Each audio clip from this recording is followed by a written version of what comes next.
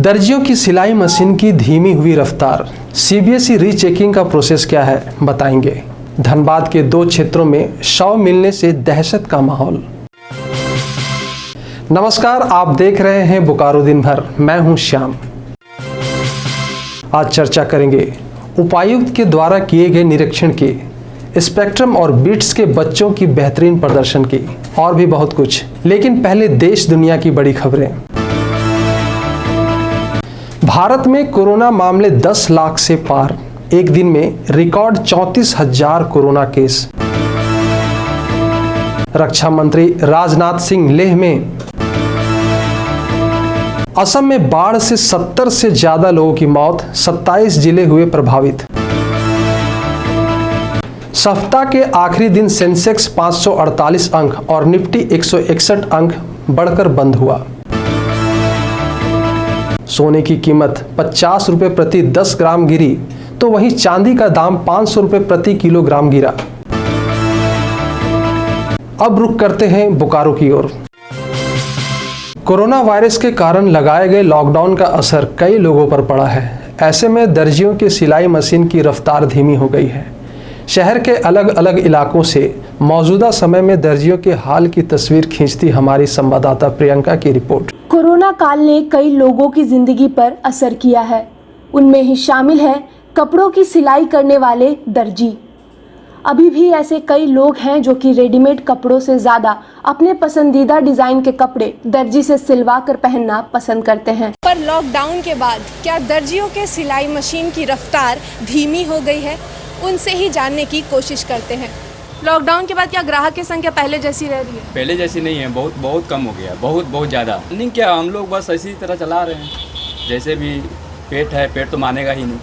तो लॉकडाउन के बीच कैसे चला रहे थे घर? लॉकडाउन के बीच में जो हम लोग कमा के जो रखे थे उसी को हम लोग चलाए। हम लोग का ईद भी था, ईद का जो कमाया होता वो भी ख़त्म हो गया। अभी तो बुरा हाल है। अभी तो बहुत हालत ख़राब है, ग्राहक है ही नहीं, कोई आ ही नहीं रहा, बहुत दिक्कत है। तो लॉकडाउन के बीच कैसे गुजारा कर रहे थे आप? उस टाइम तो दुकान पूरा बंद थी, अभी थोड़ा सा खुला है तो काम नहीं है, अभी ये जल्दी बंद कर देते हैं, किसी तरह चला रहे हैं। ग्राहक की संख्या बहुत कम हो गया है, मतलब मार्च से अभी तक स्थिति ठीक नहीं है।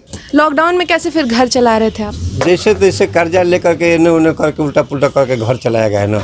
प्राइवेट काम है, इसमें तो काम पैसा आता है, ना ग्राहक आता है, ना काम होता है। तो घर तो किसी तरह चलाना ही है, ना ही मेरा राशन कार्ड भी नहीं है। अभी जब लॉकडाउन हुआ था उसके बाद अभी ग्राहकों की संख्या रह रही है क्या पहले जैसी? नहीं मैडम, बिल्कुल नहीं। अगर ग्राहक मेरे यहाँ अभी फ़िलहाल मेरे यहाँ 4 स्टाफ काम करते थे, तो अभी जब काम आता है तो मैं उनको कॉल करके बुलाता हूँ और उसके बाद तब काम होता। नहीं तो वैसे सब बैठा हुआ, बस इसी बिजनेस से चल रहा है। बच्चे पढ़ भी रहे हैं, उनको फीस भी नहीं दे पा रहा हूँ। आपका 19 तारीख से हम लोग आ रहे हैं यहाँ, लॉकडाउन का हटने के बाद अनलॉक से आ रहे हैं हम लोग। अच्छा, तो क्या लॉकडाउन के पहले जैसे ग्राहकों की संख्या थी वैसे अभी रह रही है? नहीं, अभी तो कम आ रहा है। दिन भर में अगर 2, 4, 5 आ गया तो आ गया। तो लॉकडाउन के बीच कैसे गुजारा करते थे? अब उसी तरह अपना खर्चा को कम कर दिए हैं। अभी वही हम लोग देखिए ना, एक तो आते हैं 11 बजे और 7 बजे तक चल जाते हैं और उसी में किसी तरह गुजारा कर रहे हैं। इनकी बातों को सुनकर आप इनकी स्थिति तो समझ ही गए होंगे। पहले इनके दुकानों पर लंबी कतारें लगा करती थी, लेकिन अब इनके जहन में बस एक ही सवाल मुंह बाए खड़ा है कि आखिर पहले जैसी स्थिति वापस कब लौटेगी। कोविड-19 के बढ़ते खतरे को देखते हुए प्रशासन ने कैंप 2 के A&M सेंटर का निरीक्षण किया।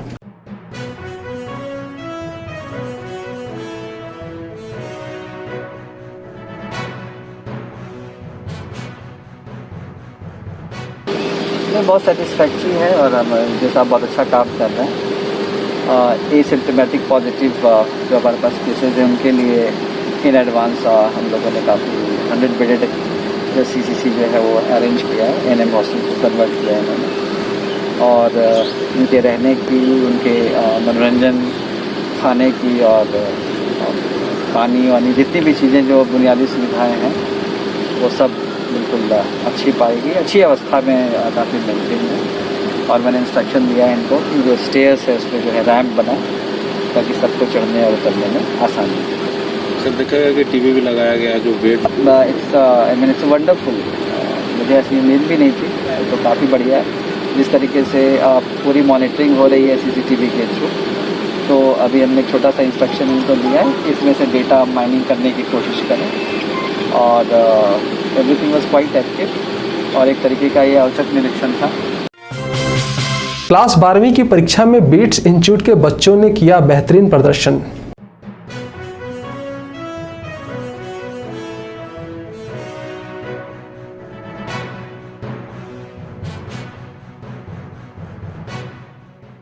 हमारा जो मेन पढ़ाने का जो मेन खासियत है, जो तरीके हैं, वो हम स्कूल के पैटर्न के साथ साथ जो हमारा नीट और आईटी का सिलेबस है, हम दोनों साथ में लेकर चलते हैं। हमारा टारगेट होता है कि बच्चा उसी साल, जिस साल में वो बोर्ड के एग्ज़ाम थे, उसी साल वो अपना नीट और आईटी क्रैक करे। तो इसलिए हमारे पढ़ाने का जो तरीका है वो सीबीएसई के साथ साथ, सीबीएसई एनसीईआरटी के साथ साथ नीट और जेईई का भी प्रिपरेशन हम लोग साथ में करवाते हैं। ये एक ऐसा मात्र कोचिंग है जो ये हम कह सकते हैं कि हम 2 साल में बच्चे का सीबीएसई 12th में अच्छे रिजल्ट के साथ साथ हम नीट में भी कोशिश करते हैं कि बच्चा क्वालिफाई हो जाए। जो हमारे फैकल्टी मेम्बर हैं, उनकी मेहनत से और बच्चों के लगन से ये सफलता हमने प्राप्त की है। सिलेबस कंप्लीट करने के साथ साथ हम कोशिश करते हैं कि बच्चे का कम से कम 90% मार्क्स तो आना ही आना चाहिए। पेरेंट्स को भी धन्यवाद करना चाहूँगा जिन्होंने हमें मौका दिया, और हमारे जितने भी फैकल्टी मेम्बर हैं उन्होंने जो है करके दिखाया और अच्छा रिजल्ट इस बार बेस कर रहा है। सीबीएसई ने आज रीवैल्यूएशन यानी रीचेकिंग की प्रक्रिया शुरू कर दी है। रीवैल्यूएशन क्या है और तुरंत उसमें एप्लीकेशन कैसे भर सकते हैं, बता रहे हैं BK Tiwari. The news unit के तहत आज हम बात कर रहे हैं सीबीएसई रिजल्ट रिवैल्यूएशन के बारे में। ये क्या है, इसको हम विस्तार से जानेंगे बीके तिवारी जी से। और यहाँ इसलिए ये जानना बेहद ज़रूरी है क्योंकि सीबीएसई के रिज़ल्ट अनाउंस के बाद जहाँ कुछ बच्चे अपने मार्क्स से काफ़ी खुश हैं, लेकिन कुछ बच्चे ऐसे भी हैं जो अपने मार्क्स से सेटिस्फाई नहीं हैं। देखिए, अभी बोर्ड के रिजल्ट्स आ गए हैं और बहुत सारे ऐसे बच्चे हैं जिन्हें अपने मार्क्स को देख के सेटिस्फैक्शन नहीं है। उनका एग्ज़ाम इससे काफ़ी बेहतर हुआ था और उस तरह का मार्क्स उनको नहीं मिला। उन्हें ऐसा लगता है कि वो इससे ज़्यादा उस पेपर में डिज़र्व करते हैं। वो वापस री इवैल्यूएशन करा सकते हैं, क्योंकि इवैल्यूएशन एक ह्यूमन प्रोसीजर है, उसमें एरर्स हो सकते हैं और ये हो सकता है कि बच्चों का मार्क्स उससे बढ़ जाए। ये मैंडेटरी नहीं है कि बढ़ेगा, लेकिन बच्चे इसमें एक री इवैल्यूएशन प्रोसीजर के तहत जा कर के अपनी कॉपी को री इवैल्यूएट करा सकते हैं और री इवैल्यूएट करा के सेटिस्फाइड हो सकते हैं कि हमने जितना लिखा था उसके अनुसार उन्हें मार्क्स मिला है या नहीं। इसका प्रोसीजर भी बड़ा आसान है। आपको सीबीएसई के ऑफिशियल वेबसाइट पे जाना है। इन दिनों वहाँ 2 कॉलम्स मिल रहे हैं। पहला कॉलम है रिजल्ट्स का, दूसरा कॉलम है ऑफिशियल वेबसाइट। आपको ऑफिशियल वेबसाइट को हिट करना है और वहाँ जब वेबसाइट खुलेगा तो रेड कलर से न्यू नोटिसेस का स्क्रॉल चलता रहता है। वहाँ पे ये क्लियरली मेंशन्ड है कि आपको रीवैल्यूएशन अगर करना है तो यहाँ हिट कीजिए। अप्लाई नाउ करके वहाँ आ रहा है एक पॉपअप, आप उस पर क्लिक करेंगे तो आपको एलिजिबिलिटी क्राइटेरिया मिल जाती है और आप वहाँ अप्लाई करके अपने कॉपीज़ को रीइवैल्यूएट करा के संतुष्ट हो सकते हैं। हालांकि जो भी स्कोर बच्चों का आया है उसके लिए वो बधाई के पात्र हैं। किसी एक सब्जेक्ट में कम या ज़्यादा आना या नंबर किसी के हुनर का, किसी के स्किल का कभी पैरामीटर नहीं होता है। जो स्कोर आया है वो उस 3 घंटे में बच्चे ने क्या किया, ये उसका मेजर है, ना कि उसके नॉलेज का। सारे बच्चे गुणवान हैं और हर बच्चे का, चाहे वो 60% स्कोरर हो या वो 90% स्कोरर हो, सोसाइटी में उसके लिए एक जगह निर्धारित है। ज़रूरत है ये पहचानने की कि वो बच्चा कौन से रोल के लिए, समाज के कौन से रूप को जीने के लिए बना है। तो हम लोग कभी मार्क्स के बेसिस पे किसी बच्चे को ये नहीं सोच सकते कि उसका ज्ञान कम है और उसका ज्ञान ज़्यादा है। ऐसा नहीं है। ज्ञान अलग अलग लोगों को अलग अलग तरह का है। और सोचने वाली बात है कि जब 7 सब्जेक्ट पढ़ाने के लिए 7 अलग अलग टीचर होते हैं तो एक बच्चे को हर विषय में बराबर ज्ञान कैसे होगा। तो इसलिए ये विषय नहीं है। मैं सारे अभिभावकों से भी अपील करूंगा कि अगर आपके बच्चे को किसी एक सब्जेक्ट में थोड़ा कम मार्क्स आया है तो बजाय उसको ज़्यादा बोलने के आप उसकी शाबाशी दें, उसकी पीठ थपथपाएं कि मुझसे बाकी पेपर्स में अच्छा किया है। और वैसे भी यहाँ के बाद 10th के एग्जामिनेशन के बाद वो उन्हीं पेपर्स को पढ़ेंगे जिसमें उनकी रुचि है और वो अच्छा ही करेंगे। जैसे एक सब्जेक्ट से ज़्यादा का रिवैल्यूएशन करा सकते हैं, रीचेकिंग करा सकते हैं। आप रीइवैल्यूएशन करा सकते हैं, एक सब्जेक्ट से ज़्यादा का भी करा सकते हैं। उसकी पूरी प्लानिंग वहाँ वेबसाइट पे दी गई है। एक एलिजिबिलिटी क्राइटेरिया है, वो एलिजिबिलिटी क्राइटेरिया को पढ़ने के बाद ही आपको अप्लाई करना है। कौन से स्टूडेंट्स एलिजिबल हैं, कौन से नहीं हैं। आंसर शीट की कॉपी भी मंगा सकते हैं देखने के लिए। ये सारी सुविधाएँ वहाँ मौजूद हैं और बच्चे इसको आज से ही अवेल कर सकते हैं। ये आज से ही वेबसाइट पर दिया गया है, तो ये बच्चों के लिए आज से उपलब्ध है। बच्चे वेबसाइट पे जाके अभी स्पेसिफिक कोई टाइम मेंशन नहीं है, लेकिन जिनको इवैल्यूएशन कराना है वो 1 से 2 दिन में ही करा लेते हैं, क्योंकि वो खुद ही डेस्परेट होते हैं कि ये कब आएगा। अभी तक बहुत सारे बच्चों ने हमसे भी पूछ लिया कि सर ये कब आएगा। इसलिए मैं चाहता हूँ आपके माध्यम से हर स्टूडेंट जिसे री एवैल्यूएशन कराना है उसको ये मैसेज मिल जाए कि आप अभी के अभी वेबसाइट में जाके और इसको कर लें। 10वीं बोर्ड की परीक्षा में स्पेक्ट्रम के स्टूडेंट ने मारी बाजी। हमारी संवाददाता ने उनसे बातचीत करके उनके रिजल्ट के पीछे छुपी मेहनत को जाना। कहते हैं कामयाबी कदम उसकी छूती है जिन्हें संघर्ष की परिभाषा पता हो। अभी हम मौजूद हैं स्पेक्ट्रम क्लासेस में और यहाँ पे हम बात करने आए हैं उन बच्चों से जिन्होंने CBSE 10th में अच्छा प्रदर्शन किया है। जानेंगे उनसे बात करके कि उनकी सफलता का मंत्र क्या है। कितने % आपके आए? 97 मार्क्स आया। तो क्या आपने उम्मीद किया था इसको? यस, ज़्यादा था लेकिन कुछ वजह से नहीं आ पाया, कॉन्फिडेंट नहीं थे। अच्छा, जो आपने प्रिपरेशन किया तो आपके इस प्रिपरेशन में किसने हेल्प किया? पेरेंट्स और टीचर्स।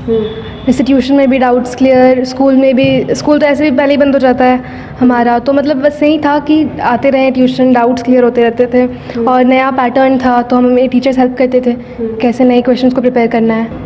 आपका टाइम टेबल क्या रहता था? कुछ खास नहीं था, मतलब ऐसे घर पे मैं ज़्यादा पढ़ नहीं पाती थी, तो जो भी था स्कूल में जब टीचर बताते हैं तो उन पे ध्यान देना और घर पे जितना हो सके सेल्फ स्टडी। वैसे उतना कुछ खास नहीं था मेरा, जैसे कोई शेड्यूल नहीं कि इतने घंटे पढ़ना है, जब टाइम मिला। लेकिन क्वालिटिव स्टडी पे ज़्यादा फोकस था कि जितने देर भी पढ़ते हैं तो वो थोड़ा उसका प्रोडक्टिव होना चाहिए। 97.4%। आपके सक्सेस का मंत्र क्या है? जो पढ़ना है वो अच्छे से पढ़ना है, जितने देर पढ़ना है बस अच्छे से पढ़ना, और कुछ नहीं। पेरेंट्स का क्या सपोर्ट रहता था? बस वो लोग ज़्यादा ये बोलते नहीं थे ज़्यादा पढ़ने के लिए, बस अपने से ही जब मन किया तब पढ़ते। 97.4% आए हैं और मुझे बहुत खुशी हुई जब मैंने अपना रिजल्ट चेक किया। मैं इसी के आसपास एक्सपेक्ट कर रहा था। हॉली क्रॉस स्कूल में पढ़ता था और वहाँ टीचर्स ने बहुत सपोर्ट किया, बहुत सपोर्टिव थे टीचर्स। कोचिंग मैं स्पेक्ट्रम क्लासेस से करता था, वहाँ पे भी टीचर्स ने बहुत अच्छे से हमें टॉपिक्स पढ़ाया, बहुत इंटरेस्टिंग वे में पढ़ाया और प्रीवियस ईयर क्वेश्चंस और असाइनमेंट्स किए, तो उनसे एग्ज़ाम पेपर में लिखने का कॉन्फिडेंस आया। आपके बच्चे ने इतना अच्छा स्कोर किया है तो क्या कहेंगी, कैसा फील हो रहा है? मुझे बहुत खुशी हो रही है और हमने अपने बच्चे को पढ़ने के लिए बोलते थे हमेशा कि पढ़ो, अच्छा रैंक लाना है, मम्मी पापा का नाम रोशन करना है। सबसे पहले तो गर्व से सीना चौड़ा हो गया और कहते थे कि बस ऐसा ही करो, कभी दबाव नहीं दिए कि नहीं पढ़ क्यों नहीं रहा, बस पढ़ो, जब मन करे तब पढ़ो और दिल से पढ़ो जब पढ़ो। पिछले साल भी हम लोगों ने झारखंड टॉप 5 में 2 स्टूडेंट्स हमारे आए थे।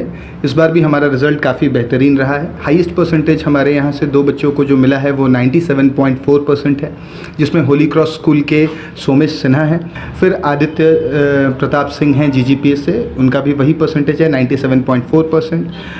फिर उनकी ही छोटी बहन हैं जानवी, वो भी GGPS से हैं 97%। फिर शगुन केडिया, श्रद्धा रॉय चिन्मया से 95% ईच। इस तरह से हमारा स्कोर रहा है। हमारे 18 स्टूडेंट्स 90% एंड अबव परसेंटेज लाए हैं और हमारा लोएस्ट परसेंटेज 76% है। इसके इर्द गिर्द हमारे परसेंटेजेस आए हैं। बच्चों ने परफॉर्मेंस काफ़ी अच्छा किया है, उनके पेरेंट्स का बहुत बड़ा योगदान है इसके पीछे और बड़े पंक्चुअल रहे हैं ये बच्चे। पूरे साल इन लोगों ने मेहनत किया है।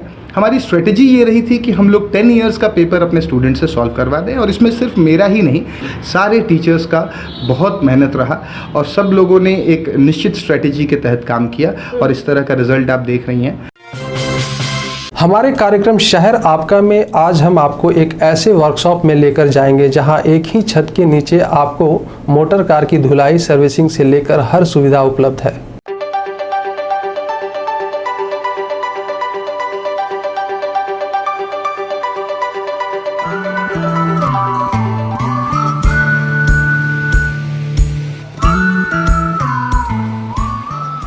इस वर्कशॉप में लोग आएँ तो यहाँ पर उन्हें कौन कौन सी सुविधाएं मिल सकती है सर्विस से रिलेटेड?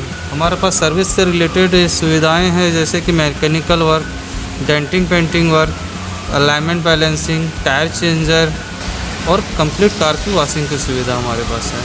ये सब जो सारी सुविधाएं आप बता रहे हैं तो जैसे अलाइनमेंट की सुविधा होती है, अलाइनमेंट के लिए जो मशीन लगी होती है वो मशीन क्या आपके पास अवेलेबल है? जी, हमारे पास सर्विस रिलेटेड जो भी है अलाइनमेंट, बैलेंसिंग, टायर चेंज की मशीन ही भी उपलब्ध है। हमारे पास डेंटिंग पेंटिंग के लिए सारे इक्विपमेंट उपलब्ध हैं। हमारे पास स्पेशली पेंट बूथ भी उपलब्ध है। तो बेसिकली जितने भी लोग यहाँ पे सर्विस कराने के लिए आते हैं अपने गाड़ी का, अपने कार का सर्विस कराने के लिए, तो कौन कौन से बॉक्स ज़्यादा होते हैं इस वर्कशॉप में? हमारे पास PMS होते हैं, clutch brake, suspension, gear box overhauling, engine overhauling, ये सारे वर्क हमारे पास होते हैं। यानी 4 व्हीलर से रिलेटेड जितने भी काम हो यहाँ पे हो जाती है। जी, हमारे पास मल्टी ब्रांड कार का काम होता है, सभी कार का हमारे पास काम होता है। पौधारोपण करने में जलवायु संतुलित रहता है, ऐसा कहते हुए बोकारो के SP चंदन कुमार झा के नेतृत्व में Bokaro chambers of commerce and industry ने पौधारोपण किया। ये यहाँ जो एक वाटिका है जो SP ऑफिस के सामने है, चैम्बर ऑफ कॉमर्स और पुलिस के एक पारस्परिक सहयोग से तैयार हुआ है। इसमें आज वृक्षारोपण किया गया है और ये एक पेड़ लगाना और उसका जो आगे जो फल मिलता है वो मुझे लगता है बहुत पॉजिटिव वाइब्स, पॉजिटिव एनर्जी देता है। और जिस तरह हम लोग देख रहे हैं कि डिग्रेडेशन हो रहा है एनवायरनमेंट का, ये एक बहुत अच्छी मुहिम है पुलिसकर्मी के लिए, आम जन के लिए, सभी के लिए। अधिक से अधिक संख्या में पेड़ लगाएं और वातावरण को दूषित होने से बचाएं। कुछ खबरें संक्षिप्त में। आयुष्मान कार्ड धारकों की बोकारो सदर अस्पताल में अब फ्री में होगी डायलिसिस। बोकारो के कुरपनिया में कोरोना पॉजिटिव मिलने के बाद बोकारो थर्मल के स्वास्थ्य विभाग की टीम ने लोगों की स्वास्थ्य जांच शुरू की। जिले के अलग अलग इलाके में मास्क चेकिंग अभियान चलाया जा रहा है। प्रधान जिला एवं सत्र न्यायाधीश अध्यक्ष जिला विधिक सेवा पदाधिकारी बोकारो रंजीत कुमार के निर्देशानुसार कल बोकारो और तेनुघाट में पैनल अधिवक्ता हेतु ऑनलाइन प्रशिक्षण कार्यक्रम चलाया गया। अगर आपके बैंक से आपके रजिस्टर्ड मोबाइल नंबर पर अकाउंट फ्रीज करने का कोई भी मैसेज आता है तो घबराए नहीं। जिन लोगों का KYC अपडेट नहीं है उनको KYC अपडेट करने के लिए उनके अकाउंट को फ्रीज किया जा रहा है। आपका KYC अपडेट होने के बाद आपको मैसेज मिल जाएगा। उपायुक्त राजेश कुमार सिंह ने कार्यालय कक्ष में जनता मिलन करते हुए समस्या के समाधान के लिए संबंधित अधिकारियों को निर्देशित किया। जिले में कोविड-19 के अब तक 31 कोरोना पॉजिटिव ठीक होकर घर जा चुके हैं, वहीं 42 केस अभी भी सक्रिय है। कोविड-19 को लेकर चास नगर निगम के सभा कक्ष में अनुमंडल पदाधिकारी शशि प्रकाश सिंह ने बैठक की। तो सारे इश्यूज़ को जो है हॉलिस्टिक तरीके से हम लोगों ने डिस्कस किया और जो चैलेंजेस आ सकते हैं प्रोबेबली जो हमारे लास्ट 3-4 महीने में जो हमारी एक्सपीरियंसेस रही है वो भी हमने शेयर किया है सारे पदाधिकारी के साथ। कुछ खबरें धनबाद की। धनबाद के धनसर थाना क्षेत्र के चांदमारी कोलेरी में एक शव मिलने से सनसनी फैल गई।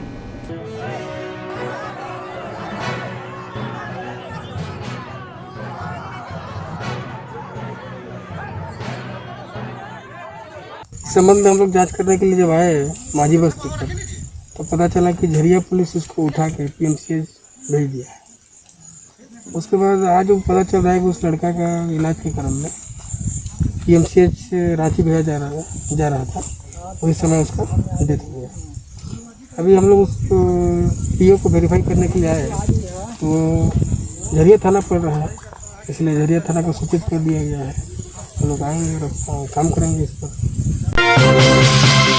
धनबाद के बरोड़ा बस्ती के एक युवक का फांसी के फंदे से लटका हुआ शव मिला। परिजनों का कहना है कि युवक आर्थिक तंगी से परेशान था। एक नज़र मौसम पर। लगातार हो रही बारिश की वजह से बोकारो की हवा में शुद्धता साफ रिकॉर्ड की गई। हालांकि कल और आज बारिश का नामो निशान बोकारो में देखने को नहीं मिला और दिन भर आसमान में बादल छाए रहे। मौसम विभाग के अनुसार 24 घंटे में मौसम परिवर्तन हो सकता है। आज का अधिकतम तापमान 33 डिग्री सेल्सियस और न्यूनतम तापमान 26 डिग्री सेल्सियस रिकॉर्ड किया गया। आप अपने आसपास की घटनाएं और समस्याओं को हमें व्हाट्सएप कर सकते हैं। हमारा व्हाट्सएप नंबर है 9334210302। अब खबरें बोकारो के विभिन्न प्रखंडों से। चंद्रपुरा में आम बागवानी के लिए रैयतों ने खाद तैयार किया। चंद्रपुरा के दुग्धा के सरस्वती विद्या मंदिर में कोविड-19 महामारी से बचाव के लिए कार्यक्रम आयोजित किया गया, जिसमें आर्सेनिक 30 दवा बांटने का फैसला लिया गया। चंद्रपुरा के तेलों के सरस्वती शिशु विद्या मंदिर में कोरोना वायरस से बचाव के लिए विद्या विकास समिति झारखंड ने आर्सेनिक 30 दवा विद्यालय में आचार्य को उपलब्ध करवाया। पिटरवार प्रखंड के दरिद और उत्तासारा पंचायत सचिवालय में मनरेगा योजना के तहत रोजगार दिवस मनाया गया। पिटरवार पंचायत के जाभावाड़ी के प्रांगण में मनसा पूजा समिति का गठन किया गया, जिसकी अध्यक्षता पटवा समाज के अध्यक्ष ब्रिजेश कुमार भारती ने की।